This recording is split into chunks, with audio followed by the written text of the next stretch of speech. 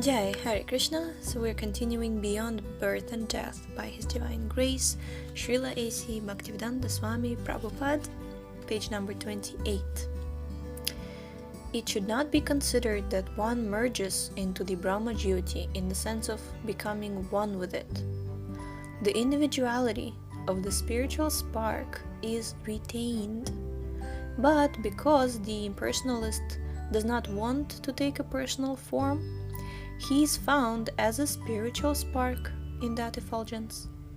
Just as the sunshine is composed of so many atomic particles, so the Brahma Jyoti is composed of so many spiritual sparks. However, as living entities, we want enjoyment. Being in itself is not enough. We want bliss, ananda, as well as being sat. In his entirety, the living entity is composed of three qualities: eternality, knowledge, and bliss. Those who enter impersonally into Brahma Jyoti can remain there for some time in full knowledge that they are now merged homogeneously with Brahman, but they cannot have that eternal ananda, bliss, because that part is wanting. One may remain alone in a room for some time and may enjoy himself by reading a book or engaging in some thought, but it is not possible to remain in that room for years and years at a time, and certainly not for all eternity.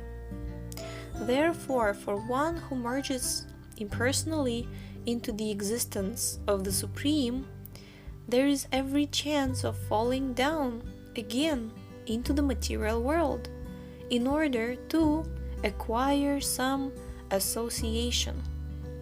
This is the verdict of Srimad Bhagavatam.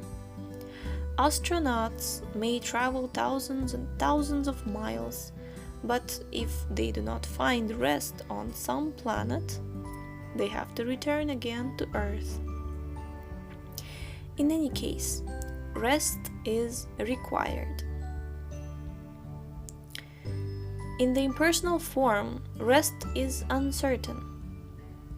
Therefore, Srimad Bhagavatam says that even after so much endeavor, if the personalist enters into the spiritual world and acquires an impersonal form, he returns again in the material world because of neglecting to serve the Supreme Lord in love and devotion.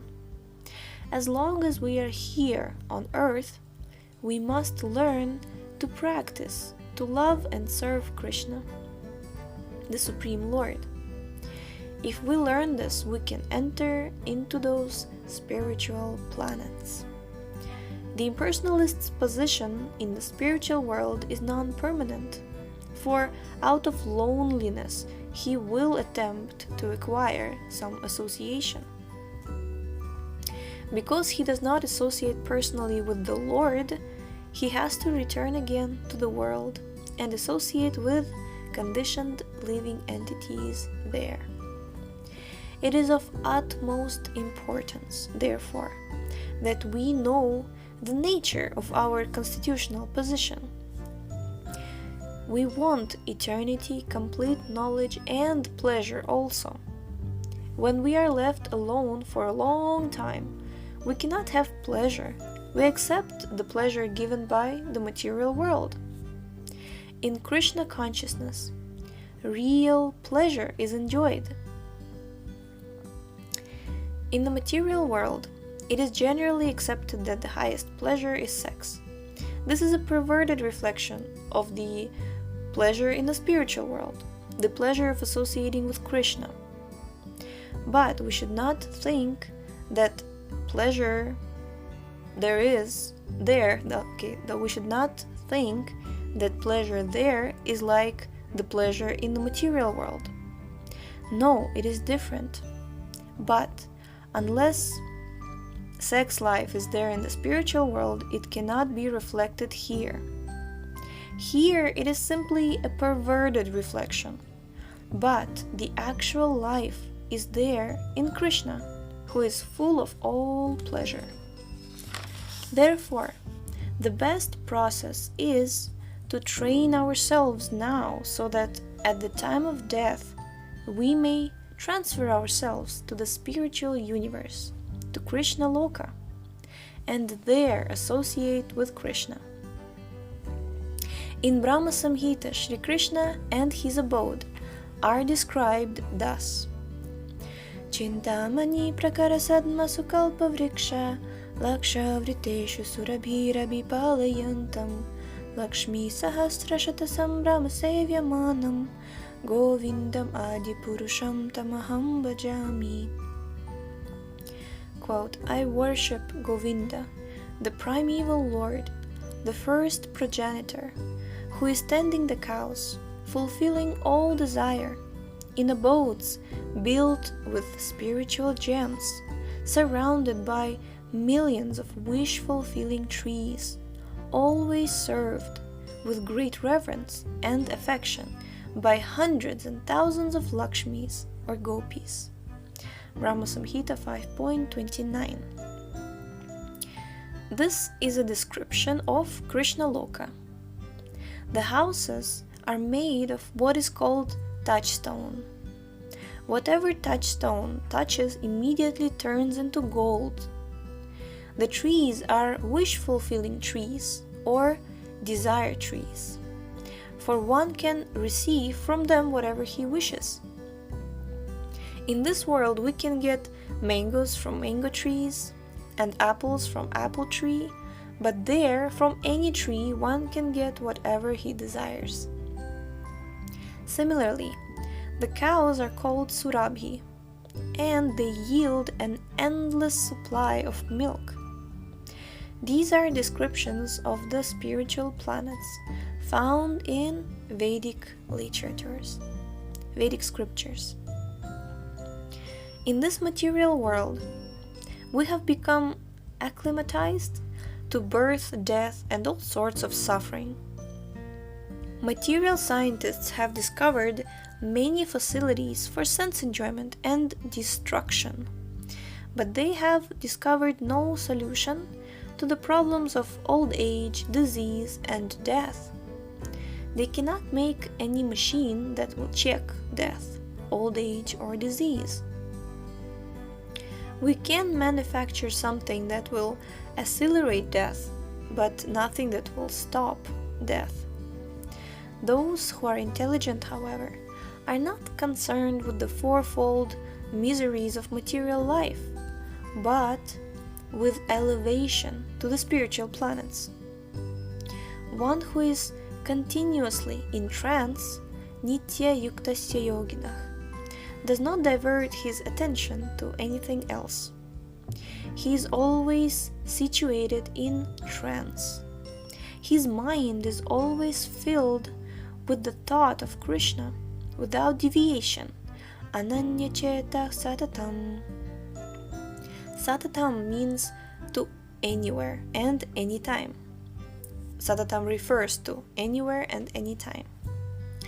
In India, I lived in Vrindavan, and now I am in America. But this does not mean that I am out of Vrindavan, because I think of Krishna always. Then I'm always in Vrindavan, regardless of the material designation. Krishna consciousness means that one always lives with Krishna on that spiritual planet, Goloka Vrindavan, and that one is simply waiting to give up this material body. Smarati nityashaha. Smarati nityashaha means continuously remembering, and for one who is continuously remembering Krishna, the Lord becomes tasyaham sulabha, easily purchased. Krishna himself says that he is easily purchased by this bhakti yoga process. Then why should we take to any other process? We can chant Hare Krishna, Krishna Krishna, Hare Hare, Hare Rama, Rama Rama, Hare Hare, 24 hours daily. There are no rules and regulations. One can chant in the street, in the subway, or at his office or home. There's no tax and no expense, so why not take to it? Haribol! Okay, we're starting chapter 3, Liberation from Material Planet. The Gyanis and Yogis are generally impersonalists, and although they attain the temporary form of liberation by merging into the impersonal effulgence, the spiritual sky, their knowledge, according to Srimad Bhagavatam, is not considered pure. By penances, austerities, and meditations, they can rise up to the supreme absolute platform, but as has been explained, they again fall down to the material world because they have not taken Krishna's personal features seriously. Unless one worships the Supreme Lord, the lotus feet of Krishna, he again has to descend to the material platform. The ideal attitude should be, I am your eternal servitor. Please let me somehow engage in your service. Krishna is called Ajita, unconquerable, for no one can conquer God. But according to Srimad Bhagavatam, one with this attitude easily conquers the Supreme Lord. Srimad Bhagavatam also recommends that we give up this futile process to measure the Supreme. We cannot even measure the limitations of space, what to speak of the Supreme. It is not possible to measure the length and breadth of Krishna by one's minuscule knowledge, and one who arrives at this conclusion is considered intelligent by Vedic literatures. One should come to understand submissively that he is a very insignificant segment of the universe. Abandoning the endeavor to understand the Supreme by limited knowledge or mental speculation, we should become submissive and hear of the Supreme through authoritative sources, such as Bhagavad Gita, or through the lips of a realized soul. In Bhagavad Gita, Arjuna is hearing about God from the lips of Sri Krishna himself. In this way, Arjuna set the criteria for understanding the Supreme by submissive hearing. It is our position to hear Bhagavad Gita from the lips of Arjuna or his bona fide representative, the spiritual master. After hearing, it is necessary to practice this acquired knowledge in daily life. My dear Lord, you are unconquerable, the devotee prays. But by this process, by hearing, you are conquered. God is unconquerable, but he is conquered by the devotee who abandons mental speculations and listens to authoritative sources. Jai. This is a very powerful note to conclude the episode. So thank you so much for tuning in today, and we shall see you tomorrow in the next episode. Yes, Hare Krishna.